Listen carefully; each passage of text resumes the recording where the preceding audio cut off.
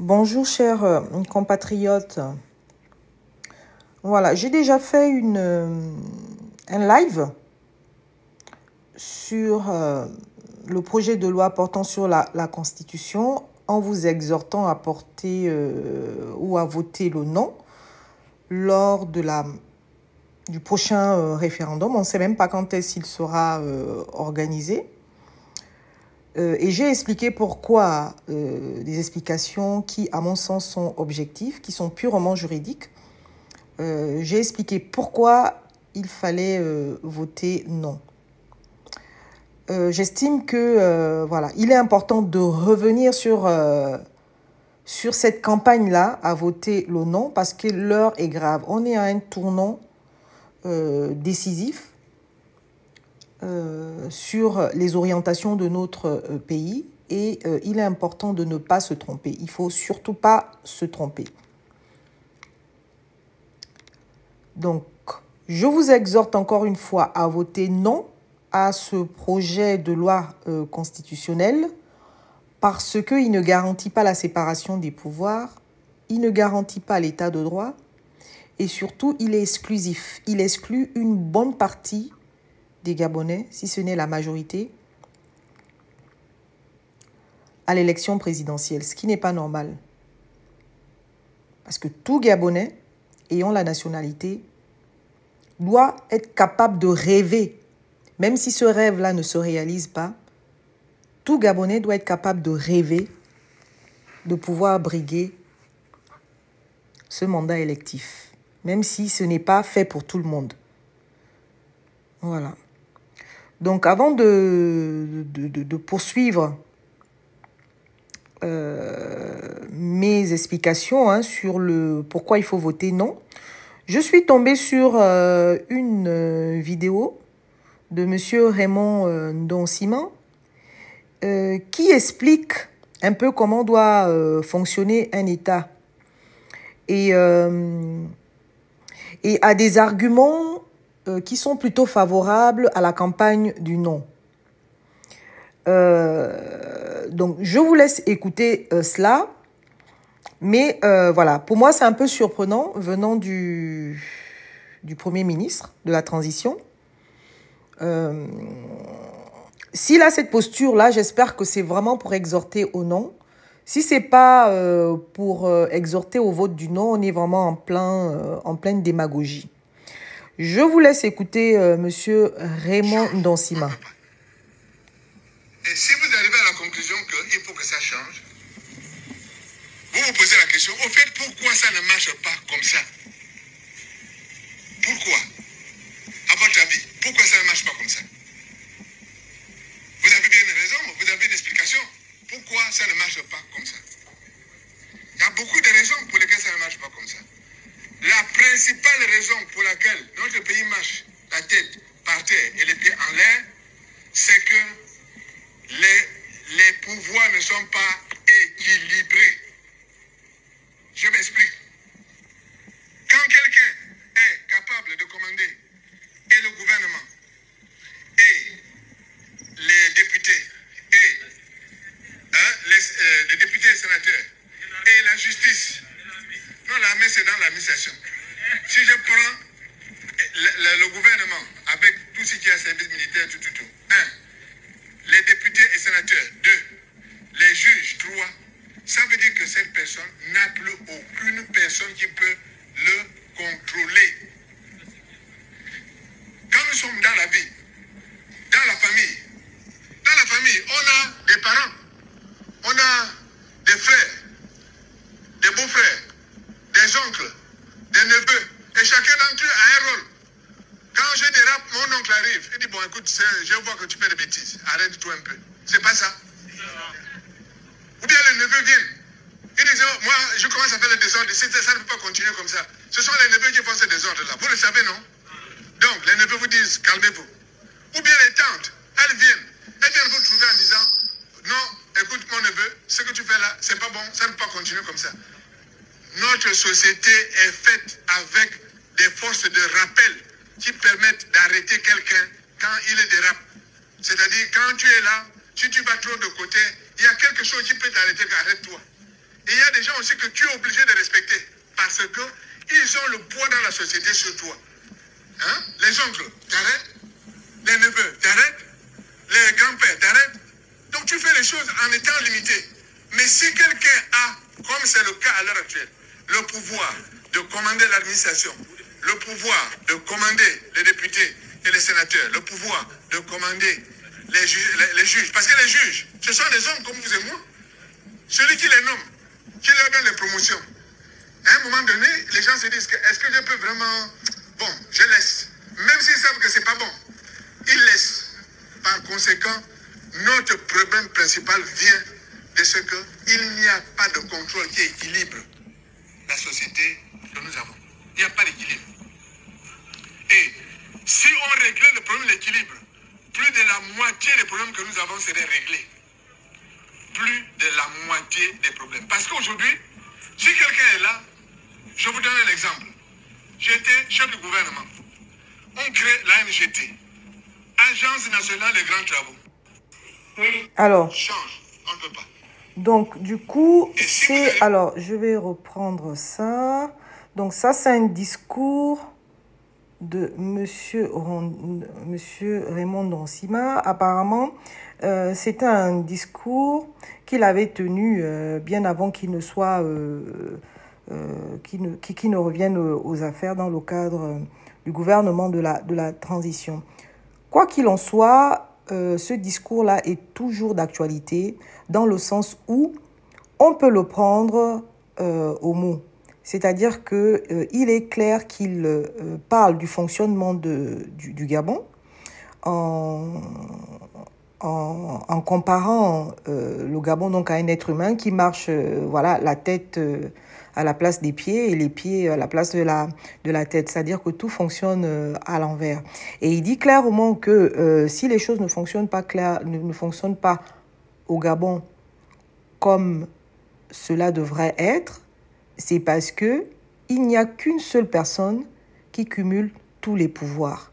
Et c'est le président de la République au sein de l'exécutif. Donc c'est ce que le Premier ministre de la transition vient dire dans une de ses campagnes. Donc ça n'a pas changé, hein. Les choses n'ont pas changé. Ce discours-là est toujours d'actualité. On va l'écouter à nouveau, hein. Change, on ne peut pas. Et si vous arrivez à la conclusion qu'il faut que ça change, vous vous posez la question, au fait, pourquoi ça ne marche pas comme ça? Donc, voilà. Pourquoi? À votre avis, pourquoi ça ne marche pas comme ça? Vous avez bien une raison, vous avez une explication. Pourquoi ça ne marche pas comme ça? Pourquoi le Gabon ne marche pas très bien? Il y a beaucoup de raisons pour lesquelles ça ne marche pas comme ça. Il y a beaucoup de raisons. La principale raison pour laquelle notre pays marche la tête par terre et les pieds en l'air, c'est que les pouvoirs ne sont pas équilibrés. En d'autres termes, juridiquement parlant, il n'y a pas de séparation de pouvoir. Voilà. Il n'y a pas de séparation de pouvoir.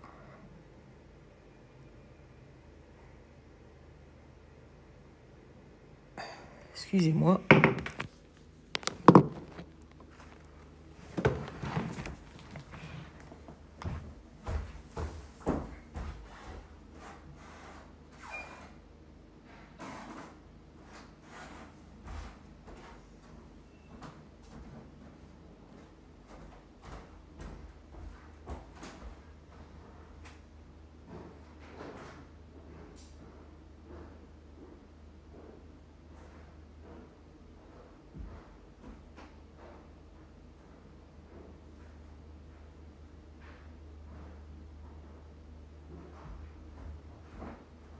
Pour le vin, hein, c'est ça? Ouais.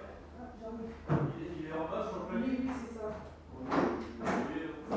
C'est bon, je vous laisse faire? Parce que comme je suis en train de faire un truc là, je ne pourrais pas trop... c'est ce qui est en bas. C'est tout bon, alors merci. Merci beaucoup. À bientôt.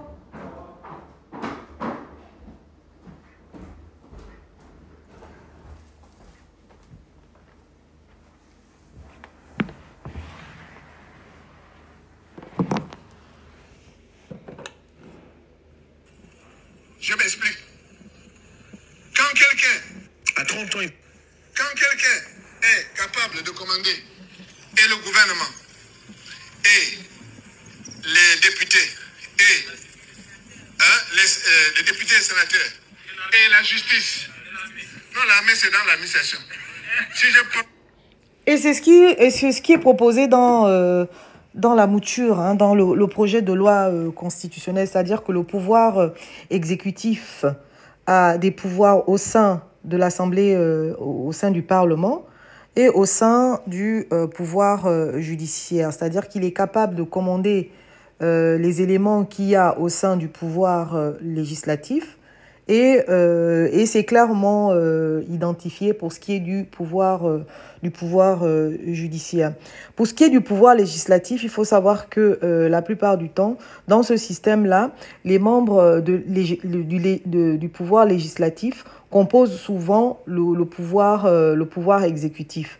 Et donc, partant de là, il y a souvent une collaboration entre ces deux pouvoirs-là. C'est-à-dire que pour être membre du gouvernement, la plupart du temps, voilà, c'est pas clairement institué, mais il est mieux d'avoir comme ministre un membre du Parlement. Donc en cela, il y a souvent une collaboration. Mais pour ce qui est du pouvoir judiciaire, c'est clairement institué, puisque le président de la République c'est celui qui préside donc le Conseil supérieur de la magistrature et il désigne, disons-le, quasiment 6 membres parmi les 9 membres qui composent la Cour constitutionnelle. Donc la séparation des pouvoirs n'est pas garantie par le projet de loi constitutionnelle. Donc on va écouter avec voilà. Tout ce qui est service militaire, tout. 1. Les députés et sénateurs. 2. Les juges. 3. Ça veut dire que cette personne n'a plus aucune personne qui peut le contrôler. Quand nous sommes dans la vie, dans la famille, on a des parents, on a des frères, des beaux-frères, des oncles, des neveux, et chacun d'entre eux a un rôle. Quand je dérape, mon oncle arrive, il dit, bon écoute, je vois que tu fais des bêtises, arrête-toi un peu. C'est pas ça. Donc voilà, donc c'est clair, dans un État, il y a plusieurs institutions et chaque institution a son rôle à jouer. Donc la séparation des pouvoirs permet de garantir à chacun de bien jouer son rôle sans qu'il n'y ait une émission d'une autre institution. Et c'est en cela qu'il y a un équilibre au sein donc des institutions d'un État. Donc voilà. Donc l'article 45 dit que le Gabon est un pays qui est organisé selon les principes de la souveraineté nationale, les principes de la séparation des pouvoirs et aussi selon le principe de l'état de droit. Mais le principe de l'état de droit, je suis désolée, n'est pas garanti par l'article 53. L'article 53 qui est exclusif parce qu'il exclut une bonne partie des Gabonais aux conditions d'éligibilité du président à la présidence de la République. Et ce qui n'est tout simplement pas normal. Sont exclus les Gabonais qui ne sont pas nés Gabonais, c'est-à-dire ceux qui sont nés avant les indépendances. L'article 53 exclut les binationaux. L'article 53 exclut les Gabonais qui sont âgés de 30 à 34 ans, ce qui n'est pas normal. L'état de droit n'est même pas garanti. L'état de droit n'est même pas garanti par l'article 53 parce que il n'est pas exclu qu'une personne qui n'est même pas née gabonaise puisse venir déposer sa candidature et que cette candidature soit acceptée. Donc l'état de droit n'est pas garanti, c'est-à-dire que la mouture porte en elle-même les germes d'un non-respect de cette constitution-là. C'est en cela que je dis que l'état de droit n'est pas garanti. Et ici, on vient nous dire que l'article 53 vient également exclure les Gabonais qui sont mariés à des étrangères. Donc, vous voyez, donc même que la nationalité gabonaise, c'est-à-dire pure, c'est-à-dire justifier qu'on est gabonais pur, c'est-à-dire qu'on n'a pas le sang étranger, il sera difficile de le prouver parce qu'il suffit, par exemple, qu'un candidat puisse, c'est vrai, remplir la condition de la nationalité gabonaise en cela qu'il est lui-même gabonais, né de père et de mère gabonais, mais sauf que peut-être qu'il ne pourra même pas justifier que ses parents sont nés gabonais, puisque avant les indépendances, les Gabonais étaient des Français. Donc on a l'article 53 qui est exclusif, qui exclut la plupart des Gabonais, sachant que c'est pas tout le monde qui parle nos langues vernaculaires. Donc, il ne s'agit pas ici de dire qu'il ne faut pas parler nos langues vernaculaires. Au contraire, il faut les promouvoir. Mais en faire une condition d'éligibilité, je trouve que c'est exagéré. Et aussi, cet article vient exclure toutes les personnes handicapées. Donc là, il y a un sérieux problème. Et ce qui me pose vraiment aussi problème, c'est la présence de l'exécutif au sein de la Cour constitutionnelle, lorsqu'on sait que c'est cette Cour-là qui pose souvent des problèmes lors de l'élection présidentielle, lorsqu'il faut valider un candidat à l'élection présidentielle. Donc là, il y a un problème. C'est-à-dire que si vous validez cette mouture, vous êtes en train de confier la gestion du pays à un clan pendant 14 ans, et ce sera renouvelé parce que pendant les 14 ans là à venir, ils sont pas bêtes. L'ancien Premier ministre avait dit nous n'entendons pas vous passer le relais. Ils vont faire pareil. Ils vont pas vouloir vous passer le relais. Et le Gabon sera sujet à des coups d'État parce que ceux qui auront le pouvoir ne voudront jamais passer le relais. Donc vous êtes en train de confier l'appareil étatique à un clan. Ce clan-là va gérer le Gabon pendant 14 ans. Et pendant ces 14 ans, ils vont préparer peut-être un successeur. Et ça va rester comme ça, là, en fait. Donc, moi, c'est en cela que j'exhorte à voter le non au prochain référendum. Donc, je reviendrai sur cette campagne-là du non. Mais pour l'instant, voilà, je suis contrainte de vaquer à mes occupations professionnelles. En tout cas, je vous remercie de votre écoute et puis à bientôt. Au revoir.